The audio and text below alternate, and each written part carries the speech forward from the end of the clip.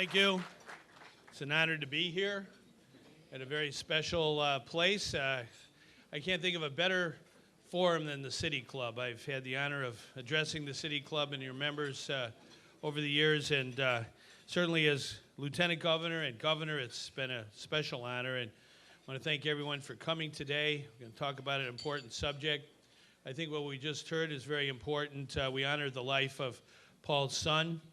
Anyone who's been a parent who loses a child, someone you've known from the day they were born, there are no words in the English language or the Spanish language or any language to relieve the pain. And I was at a military wake yesterday of a young soldier of Illinois from Georgetown, Illinois, near Danville. And he lost his life in Afghanistan at the age of 27, leaves a wife and 4 children. And it's very important that we honor those who give their last full measure of devotion to our country and to our state. That's what Abraham Lincoln said at Gettysburg in 1863 in 272 words. The Gettysburg Address, which is the best summation of American democracy ever expressed, the government of the people and by the people, for the people, it shall not perish from this earth. And we do have men and women from our state and from every state on the front lines in Afghanistan and Iraq and elsewhere around the world, especially at this holiday time where it's very difficult for many families to be without someone they really love. It's important for all of us on the home front to take good care of those who bear the battle and take care of their families. So we believe that in the land of Lincoln, this isn't a partisan issue. It's something that all Americans, I think, are united behind. And I do think it is important for all of us to find a way in this month and every month to help support those who are defending our democracy.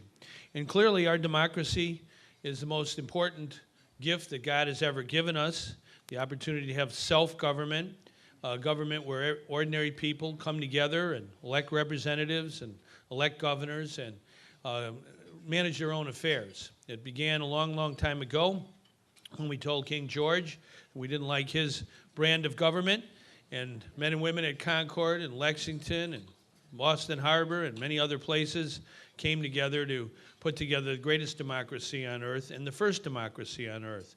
And we have to use the tools of democracy to help repair damage. And over the past year, I think that's the mission that I've been involved in the state of Illinois. I got sworn in on 29th of January of this year. Seems like a long time ago, but it was about 10 and a half months ago or so. And it's been one repair job after another, one reform after another. And I want to thank folks in this room who have helped that mission and that cause.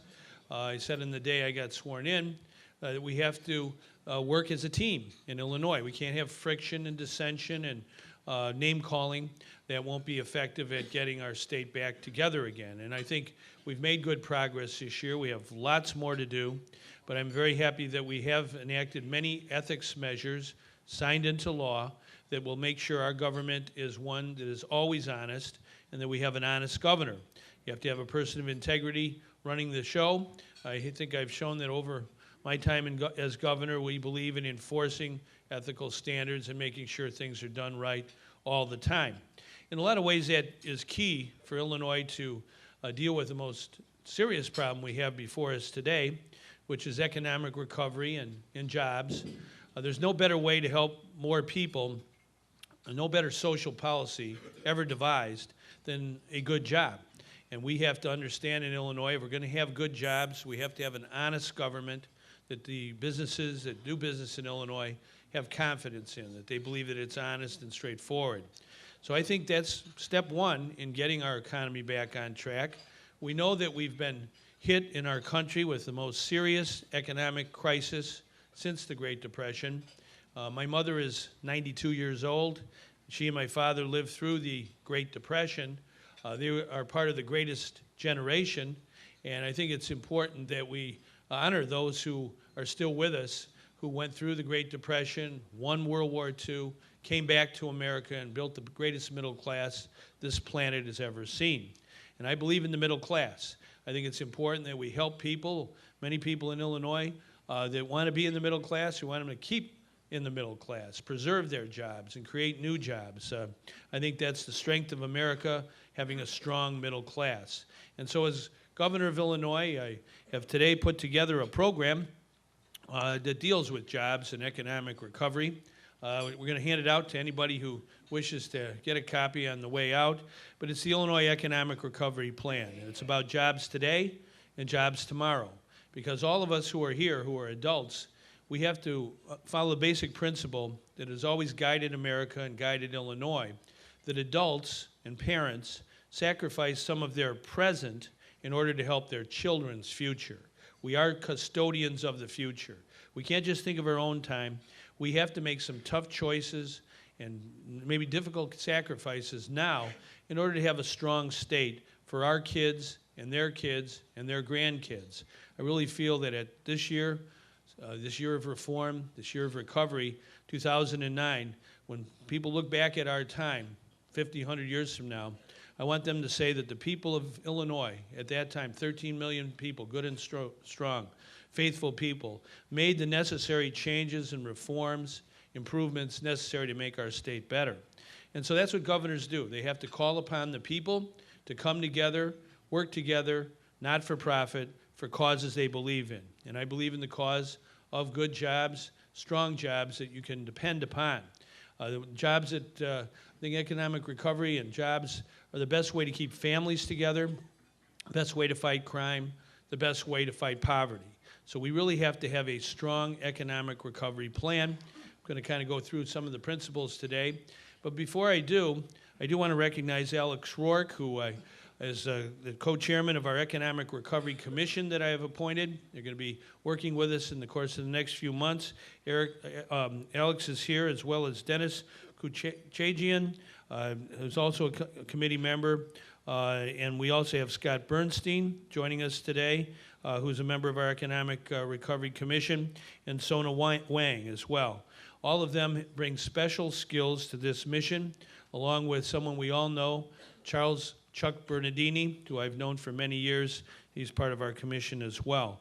And I think it's important to have people from various sectors of our state of Illinois and our economy come together, again, not for profit. They're working as volunteers on a commission that I appointed, a rather, I think, far-reaching commission. It's really designed to make sure we go forward in Illinois with the eye on keeping good jobs and strong jobs and creating new ones. So look forward to working with every member of the Economic Recovery Commission. And I also, before I start today, want to bring to the attention of all here two very important people to our economy today in Illinois and tomorrow. We have with us Jan Allman. I hope Jan will stand up. Jan is a plant manager at the Ford Chicago Assembly Plant. She's the first woman.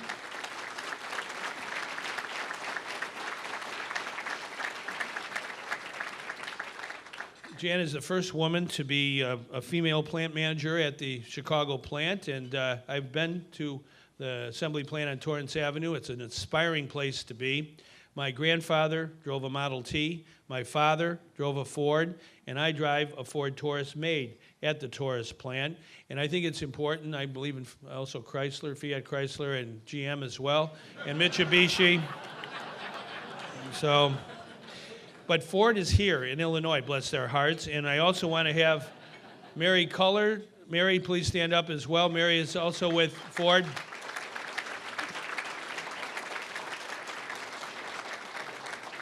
And one thing we have to keep in mind is we have 3 auto manufacturing plants in Illinois. Ford, we have Fiat Chrysler up in Belvedere, and we have Mitsubishi located in Bloomington Normal. We also have a tremendous chain of auto supply and auto parts entities and companies all across Illinois. They're very, very important to our economy. We want to keep them going and going strong. And so today, I signed this bill. This is a bill to help our auto manufacturers in Illinois. It's a bill to keep jobs and get new jobs. And so we really look forward to working with Ford and Chrysler and Mitsubishi on this mission of getting the job done for everyday people. We got it done. Mm-hmm.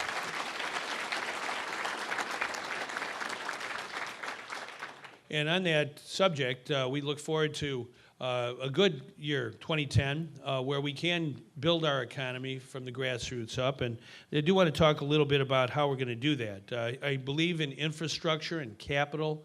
I think it's very important that we understand that one of the best ways to grow businesses and keep businesses in Illinois is to have a strong infrastructure. And for years and years in our state, 10 at least, we did not have investment in important things like roads and safer bridges, better water systems. We have to understand that clean drinking water and treating our wastewater is indispensable to having a good economy. We have to have a good rail system. Illinois has every railroad in the country crisscrossing our state. And we want to make sure that we have passenger rail that's second to none. The ridership on our passenger rail is growing by leaps and bounds. We have to have good freight rail. We have to be able to be an inland port where goods that come in from California and Los Angeles, the Port of Los Angeles, the largest port in our country, can quickly be shipped across country by rail to Illinois, where we're an inland port, the biggest inland port in the whole world. And we can create a very, very good, strong economy for ourselves by being such an inland port. We made progress in that area. We have intermodal facilities being built in Joliet and elsewhere around our state. And intermodal is part of the economy of the future, the transportation of the future, but it relies on good roads that don't have potholes, safe roads, and safe bridges. We also believe in making sure that our people in our Midwestern area are able to get to Midwestern cities as a region in a quick, efficient, affordable, reliable way. That's why I agree with the president, who has made high-speed rail a key part of his legacy. And we, in Illinois, in our bill that we passed, that I signed into law, our capital bill, have a tremendous investment in high-speed rail, where Chicago will be the epicenter of a Midwest high-speed rail network. Chicago to St. Louis, Chicago to Detroit, Chicago to Milwaukee and Minneapolis, Chicago to Des Moines, Chicago to Indianapolis, you name it, we're in the middle of it. There's many, many jobs that can be created by high-speed rail, and we're anxiously awaiting our application, which will be announced probably next month in January, on how much money we're going to be able to get from the federal government to invest in Midwest high-speed rail. This is a perfect example where governors in the Midwest don't compete with each other and throw their elbows around, but rather work together for something that's good for the entire region. We know our region is good in manufacturing. We have people with great work habits and work ethic, but we want to make sure we're not just elbowing each other, but rather working as a team for something that's 21st century. That getting folks around the Midwest and making the Midwest really a regional center is very good for our economy. We're investing in that. We also are investing in something that is the information superhighway, the fourth utility it's sometimes called. We all know about water, we know about electricity, we know about natural gas, but we also have to have a broadband utility, an internet focus that makes sure that our state has everybody in, nobody left out. Broadband deployment is important for business, it's important for law enforcement, for health care, for education. More and more people may be taking courses online, not in place. It may save energy, but it also is convenient for many, many people to get their education and their work skills. So we want to have a second-to-none high-speed broadband network across Illinois. When we're building a road or repairing a road, we want to be laying fiber next to that road so we can also have a good information superhighway system. This is not pie in the sky. We've already done it from Rochelle to Rockford. We're building loops all over Illinois, high-tech loops, in order to make sure we have strong internet for everybody. Now, also related to this is we got to have skilled, well-educated workers. Jobs follow brain power. There's no substitute for having smart people. We have to muster all the brains we can in the land of Lincoln to deal with the challenges of the 21st century global economy. We're not going to be able to do this by magic. It's hard work, and it begins at birth. We have to understand that we have to have a lifelong learning society in Illinois, and it literally begins the day after a boy or girl is born.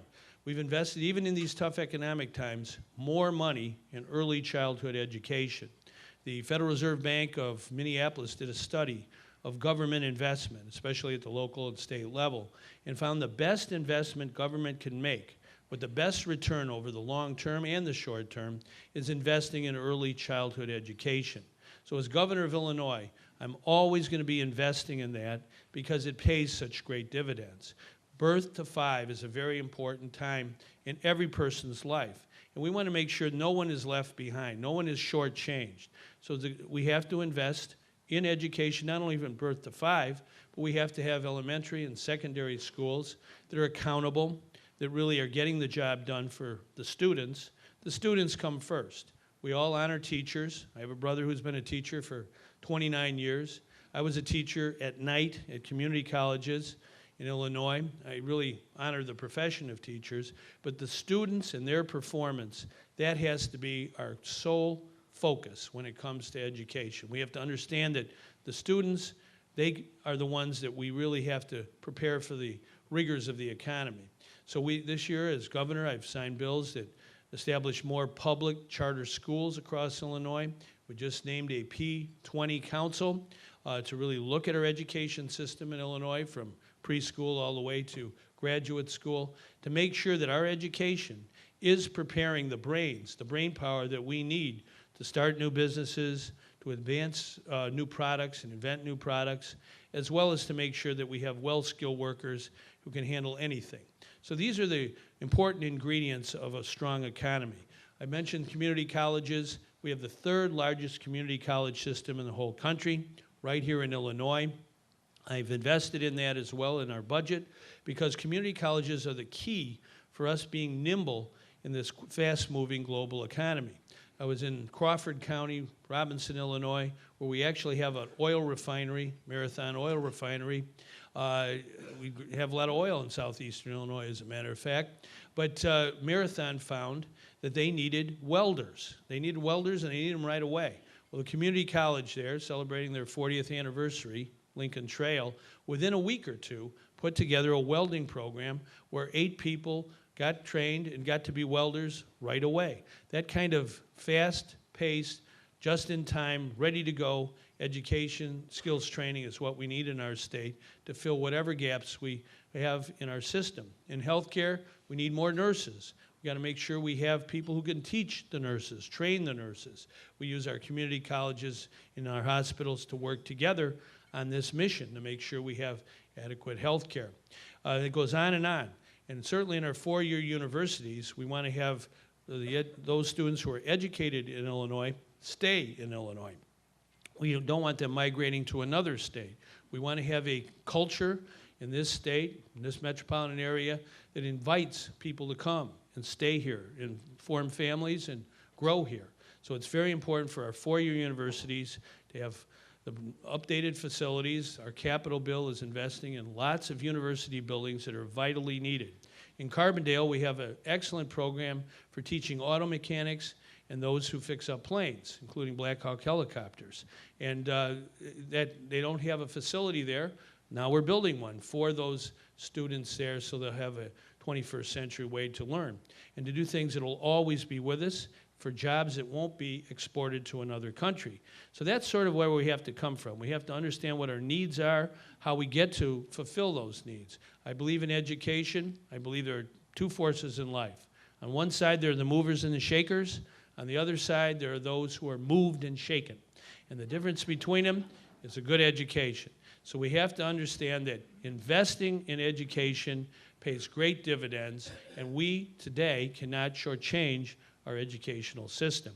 Having said that, we also have to understand that we're in a new world, a world where we have to be focused on the green economy, green-collar jobs. We have to understand that energy efficiency and water conservation and renewable energy, these are not just slogans. This is what we have to do to have a prosperous society. When we enacted the capital bill, $31 billion capital bill, that'll create over 400,000 jobs in the next 6 years. When I first got the proposal from some of the legislators, it was basically pave Illinois. Now, I believe in roads and safe roads, but that's not the only thing we can do. We have to understand that we have to have green investment. So we put lots of money in there for energy efficiency, for businesses, for institutions. We're not going to build a building in Illinois with public funds unless it's a LEED certified building, unless it really is an economical building in terms of efficiency use and energy and so on. Same way with renewable energy. We now have about 1,700 megawatts of wind power. If you go along the interstates, more and more you see wind turbines. And we want to have companies that make gears for wind turbines come to Illinois. Siemens, which is an international company, a well-regarded one, is building 300 new jobs in Elgin to make these gigantic gears for wind turbines. Because we have transmission nearby, we are a very good place for wind power, this land of Lincoln. We're not South Dakota. We want to work with Commonwealth Edison and Ameren on our proposal to have 25% of all of our electricity in Illinois by the year 2025 come from renewable sources, from the wind, from solar, from biomass. And at the same time that we're doing this, we also want to make sure we have a smart grid. The electric grid has been called the most complicated machine ever devised by human beings. We need to make it smarter. We need to use the inventions of the internet and broadband deployment to help us become more efficient and smarter with our use of electricity. So when Commonwealth Edison embarks on this journey with Ameren, we want to make sure that those high-wage jobs that are part of the smart grid are in Illinois and growing in Illinois.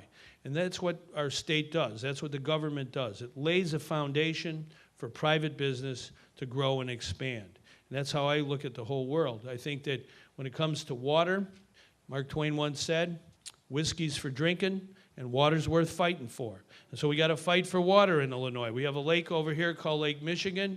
It's connected to the Illinois River, and the Illinois River goes down to the Mississippi River. That's 583 miles of our state border. We have to understand that water resources could very well be the oil of the 21st century. So we have to be good stewards of our waterways. That's what we've done, again, with our capital bill, to invest in clean water and water resources. So I think these are the ingredients of what we have to do in Illinois to grow jobs and keep jobs. We have to understand that we're not isolated. We're not just hanging out here in the Midwest, capital of the Midwest. We really have to be a welcoming place to the whole world. When it comes to tourism, whether it's history-based tourism or nature-based tourism or convention tourism, we want to be a center for people to come and visit. Illinois has had great growth in tourism in recent years. We want to keep that going. When folks come here, they see what a great place it is to enjoy themselves. We want them to come back and tell others to come here. So I truly believe that tourism is a key part of the 21st century economy, and conventions as well. We also understand that exports and reaching out to the world is very important. We want foreign businesses to come here and invest here.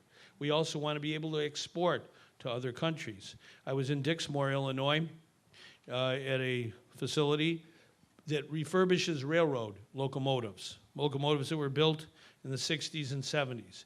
They're noisy, they're polluting, too much in the emission department. This particular facility in Dixmoor, Illinois, makes these locomotives energy efficient 21st century vehicles. We're exporting them from Dixmoor to South Africa, to Australia. We can do this. This is manufacturing. We have to be smart about it. We also have to believe in each other. I think that's the most important thing at this time where we have high unemployment. We have to know that we as Illinoisans, we as Americans, can take on any problem and solve that problem if we believe in teamwork. I was in Afghanistan and Iraq this past summer. I'm Commander-in-Chief of the Illinois National Guard as our governor, and I went to visit our troops and thank them for their heroic efforts. But I was so impressed when I get off a helicopter in the mountains of Afghanistan and saw our Illinois National Guardsmen, many of whom not that long ago were accountants, teachers, sheriff deputies, bus drivers. These are citizen soldiers. One day they're doing a civilian occupation, the next day they're deployed in a faraway place. But the teamwork that they exhibited, the faith in each other, the ability to take on any challenge and complete the mission was so impressive, especially the morale of the troops. They were quite inspiring. And I think that, to me, when I came home, having dealt with the Illinois legislature for most of the year, was quite a contrast. Because there is, unfortunately, among us, those who are naysayers, those who whine and complain and point fingers. I guess human beings always are tempted to do that, but this is not the time to engage in that kind of conduct or behavior. This is the time to bring out the best in our people. Because really, when all is said and done, I've been governor this period of time in Illinois history, a rather daunting period. I don't think any governor in the history of Illinois had to take over at a tougher time. But in this time, what I have found all across our state, I've traveled every part of Illinois, north, south, east, and west, city, suburb, rural areas. And what I've found that the strength of Illinois, it's really not the office holders, it's the people. It's the everyday people, how heroic they are, how much they believe in community, how much they believe in service. Service to others is the rent we pay for our place on God's earth. And I can tell you as governor of Illinois that there are 13 million people out there who do have an ethic of service. They understand that helping your neighbor is one of the highest human callings. So when we're in a tough economic time, we need to help our neighbor, invest in the things we know will produce jobs today and tomorrow. This plan that we have here today is a good plan for today's jobs and tomorrow's jobs. We believe in the future of Illinois. We're a great state, and together we're going to make the will of people the law of the land. Thank you very much.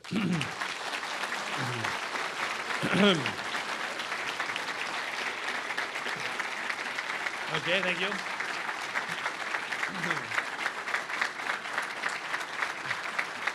Okay.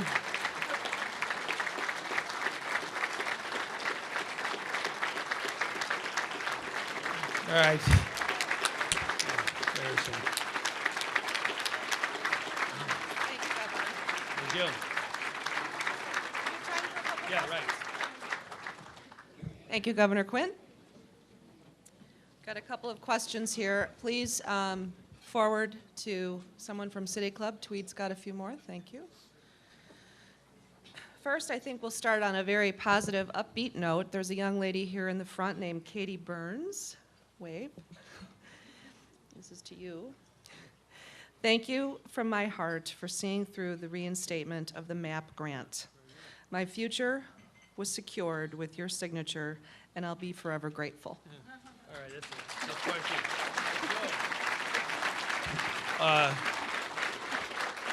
Well, thank you, Katie. First time I met you, correct? Right here? Yeah, you're not related? Yeah. This program is called Monetary Award Program. It's been around in Illinois for half a century. 138,000 students, including Katie, get a scholarship. They're financially needy students. They have the ability to do college work. We invest in them. They really return that investment in making our state a stronger state. We have about 56,000 of those students in community college. The rest are in four-year universities, both public and private.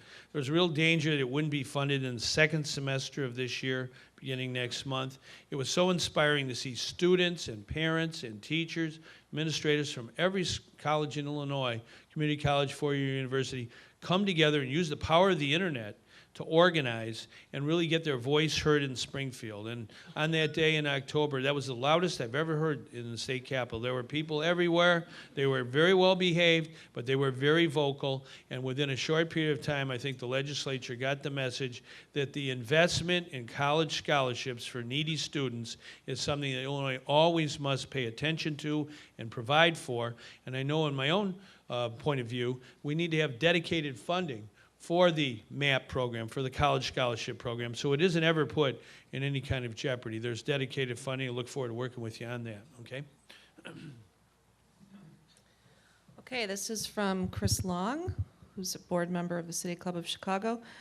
Please comment on the legislation regarding cutback amendment that may have ill effects, including calcifying the membership of the legislature and elevating legislative leadership to absolute power. Please comment, please. Okay, that's a trip down memory lane. 1980, the voters of Illinois, by more than a 2-to-1 margin, voted in favor of what was called the cutback amendment. It reduced the size of the Illinois House from 177 members to 118. The members who remained were required to run in single-member districts. That did not really affect the Senate at all. It still has 59 members. Some people didn't agree with that then, and probably not now, but I think if the referendum was on the ballot today, it would pass by greater margin. I do feel that the voters spoke on that with respect to what's happened since then. I always think it's important to remember we're coming up to a census year next year, and I've appointed someone who's just going to work night and day on the census. We want to make sure every person is counted in Illinois because we're right on the edge of whether or not we'll lose another congressman or not. And we also want to make sure that we get all the federal money we're entitled to based on our population. So we must make sure everybody is counted. But when there is a census, right after a census, there's redistricting. And I do feel that in Illinois, in the last 3 or 4 times around with redistricting, it's been done in a way where the politicians pick their voters. We believe in a democracy that the voters pick the politicians, we think, but too often with redistricting, there's a lot of gerrymandering and monkey business. I really think we need to get rid of that. I look forward to seeing reforms in that, and as governor, I intend to make sure we have a fair, competitive map of districts in Illinois. The voters are always benefited by competition, and I think that is the best way to carry out the mandate of the cutback amendment, that you have the remaining districts be as competitive as possible.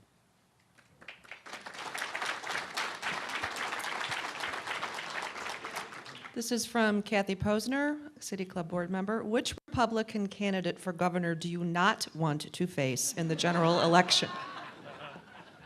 Jim Edgar. I don't want him to come around. Yeah. Yeah. Now, I was state treasurer when Jim Edgar was governor, and we were of different political parties, obviously, but it was in 1991.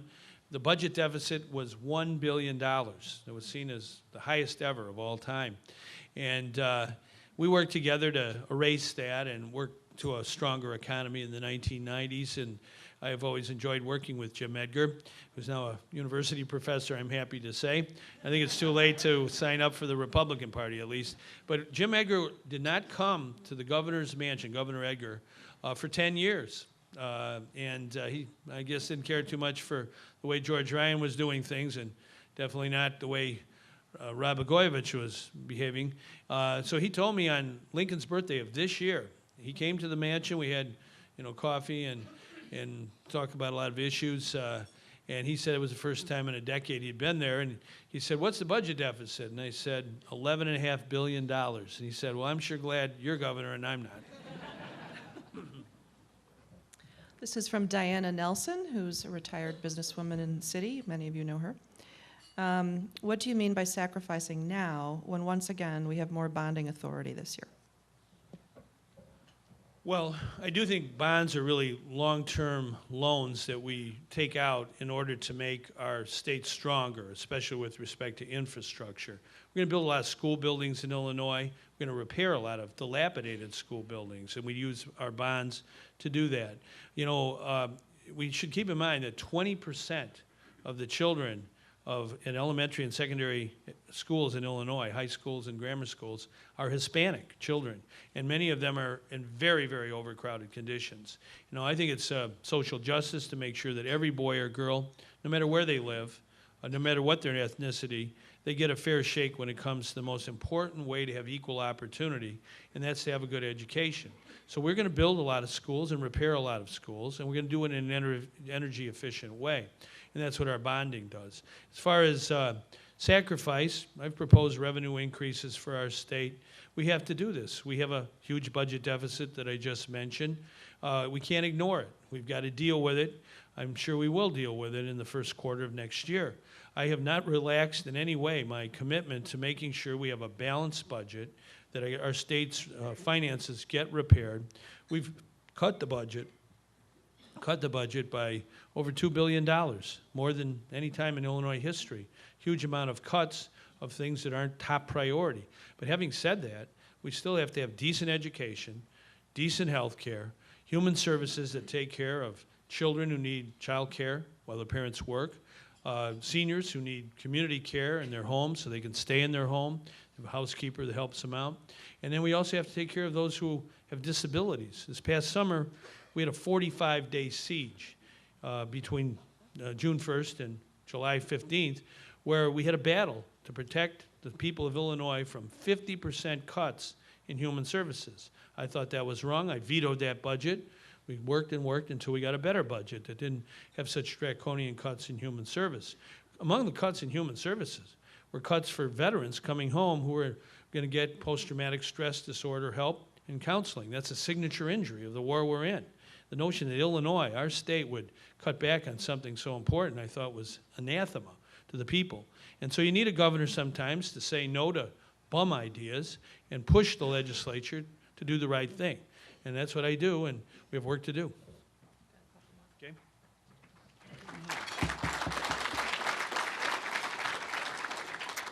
This is from Richard Johnson. I applaud your appreciation of the need for revenue enhancement. Should a tax increase be accompanied with a commitment to rid the state of its aggressive income tax system? Well, I think that we should understand that roughly 100 years ago, our country adopted the income tax. Teddy Roosevelt was president roughly 100 years ago, a little more than that. And he battled for an income tax system at the federal level because he said there's a principle as old as the Bible. Taxes should be based on ability to pay. At the federal level back then, there were all kinds of regressive levies on ordinary people, not based on ability to pay. And that's how the amendment got adopted to our federal constitution, allowing for an income tax. Same way, 40 years ago in Illinois, the Illinois income tax was enacted. Nobody likes taxes. And April 15th is not my favorite day, and never will be. But I think we have to understand that if we don't use the income tax in a proper strategic way to help reduce unfair levies on property taxes, as well as levies that aren't based on ability to pay, we're going to continue to have an unfair system in Illinois, a regressive system that isn't based on ability to pay, a system, frankly, that doesn't help grow our economy. Tax reform and tax relief for those who need it the most is a good way to grow our economy. I've proposed in my revenue package that we make the earned income tax credit more generous in Illinois. I've also proposed that we make the personal exemption that shelters family income from taxation much more generous. By giving tax relief to modest income families, poor families, they're not going to admire money in the bank vault. They're going to go out and spend the money for their family. And John Kennedy was president of our country when I was growing up. He said, a rising tide lifts all boats. He did not say a rising tide lifts all yachts. He said all boats. And I believe that the best way to help the most people in Illinois is take our current tax code, which has been found to be one of the 10 most unfair in the country, and use the income tax to reform it, to make it fair. Some people may pay more. Other people, literally millions of people, will pay less. And I think by doing that, we can have a growing economy because it'll be based on consumers having the purchasing power to support their families in a fair way. The tax system isn't taking away income that they vitally need.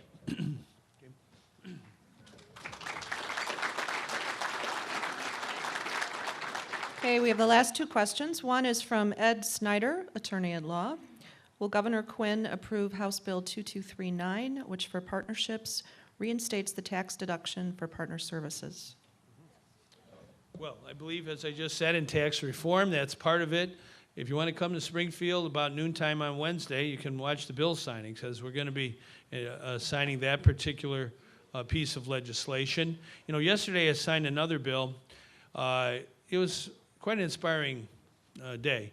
There was a young girl, Allie Johnson. She's from Western Springs. She was born without a left arm.